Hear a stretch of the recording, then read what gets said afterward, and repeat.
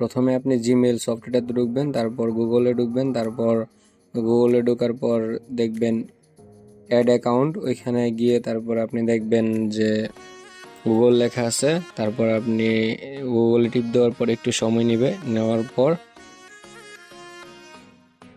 এখানে লেখা আসবে একটা হচ্ছে এন্টার ইমেল অর ফোন, নিচে দেখবেন ক্রিয়েট অ্যাকাউন্ট, এখানে লেখা থাকবে ফর মাই পার্সোনাল ইউজ আর নিচে লেখা থাকবে ফর মাই ওয়ার্ক বিজনেস। তো আপনি নিজে যেহেতু ব্যবহার করবেন সেক্ষেত্রে ফর মাই পার্সোনাল ইউজ এটাতে ক্লিক করবেন।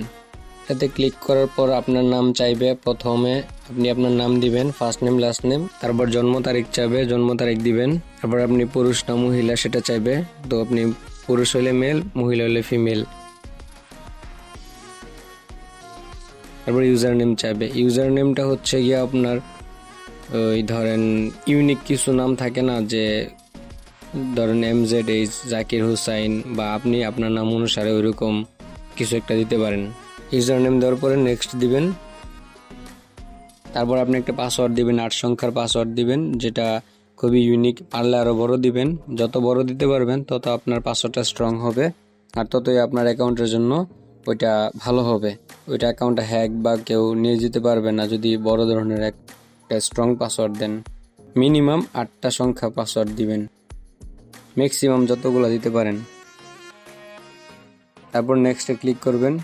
নেক্সটে ক্লিক হওয়ার পরে কিছুক্ষণ সময় নেবে, লেখা আসবে this may take some few moments, মানে কিছুটা সময় লাগবে এরকম কিছু লেখা আসবে, একটু ওয়েট করবেন।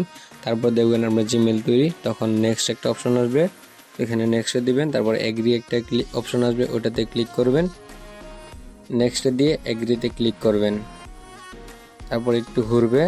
এই তো হয়ে গেছে আপনার অ্যাকাউন্ট। ধন্যবাদ ভিডিওটি দেখার জন্য। আসসালামু আলাইকুম।